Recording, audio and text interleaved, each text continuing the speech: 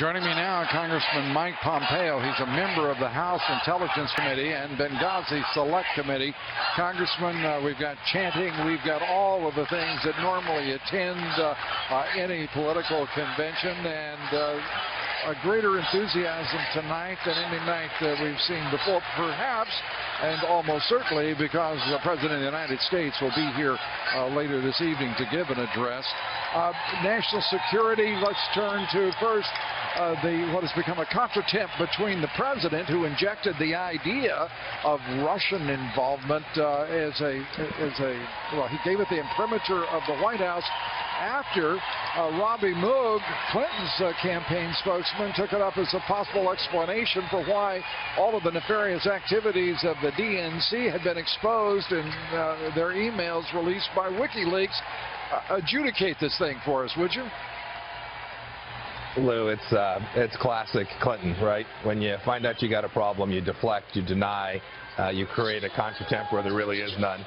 Frankly, it's pretty clear who invited the Russians to do damage to America, and it was Hillary Clinton. She put classified information on a private server, inviting the Chinese, the Iranians, the Russians, all to have access to it.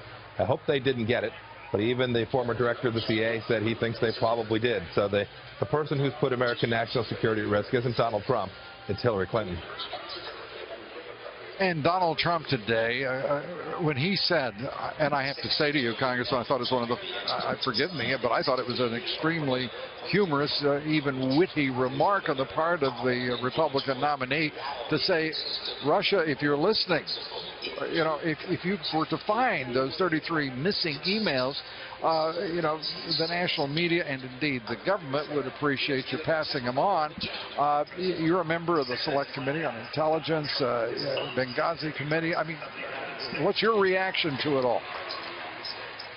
Yeah, I thought Mr. Trump was just joking too. I don't think he truly meant to invite the Russians to come steal American information. We all know that foreign governments can't steal American information. If they do, they'll be prosecuted. I saw Governor Pence say the same thing this afternoon.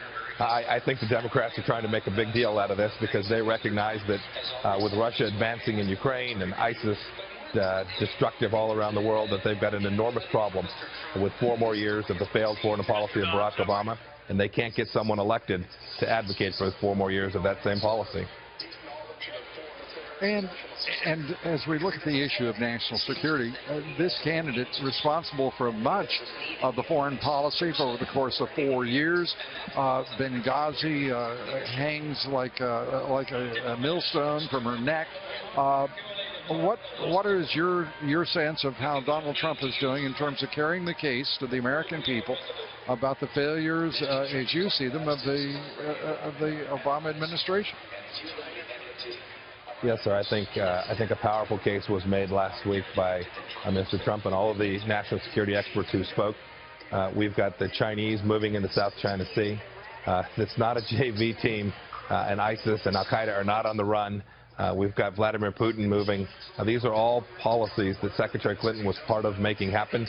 That doesn't even begin to touch on the investigation that I took part in for 2 years with respect to 4 Americans who were killed in Benghazi. Their foreign policy has been a disaster for America. We are not respected around the world, and Donald Trump will restore that. And Donald Trump, as he is contending with all of the flap today, how are you feeling about him as your party's nominee? Because he frankly has dominated again the news cycle in the midst of a national convention of the Democratic Party. He has grasped the headlines from the headline makers and recast them with his name and that of the Republican Party.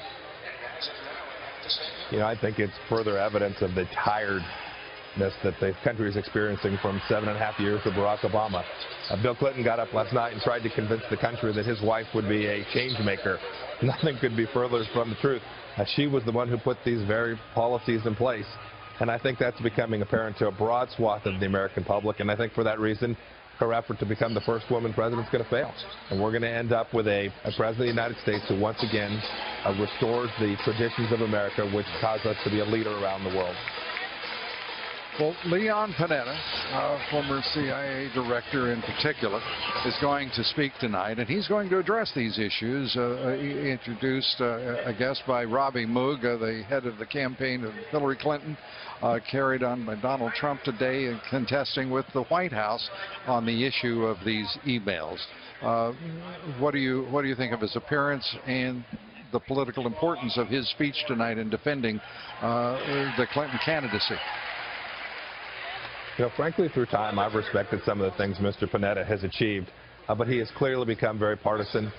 Tonight, he's going to give a partisan speech that is going to try and tell a story that is different than the one that everyone can see. Just yesterday, right, in France, we've got a priest who's beheaded by ISIS, and a president of the United States does nothing to make ISIS the less effective at extending its reach around the world. I don't know what Mr. Panetta could possibly say tonight to convince the American people that this policy in the Middle East and around the world of this president has not failed our country. Congressman Mike Pompeo, as we conclude here, I want to ask you one thing, and that is about the Clinton Foundation itself, the investigation, internal investigation ordered up by John Koskinen, the director of the Internal Revenue Service. Do you consider that, first, to be a significant development, and two, do you think much will come of it?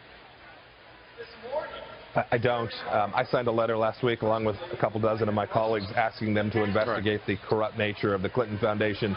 Today we got a letter back saying they were going to do an internal investigation. That's wholly inadequate. I don't expect much will come of that. I hope that the administration will do more to find out the depth and the scope of the risks that were presented by the money that went to the Clinton Foundation. All right. Congressman Mike Pompeo, as always, great to talk with you. Thanks for taking the time. Thank you, Lou.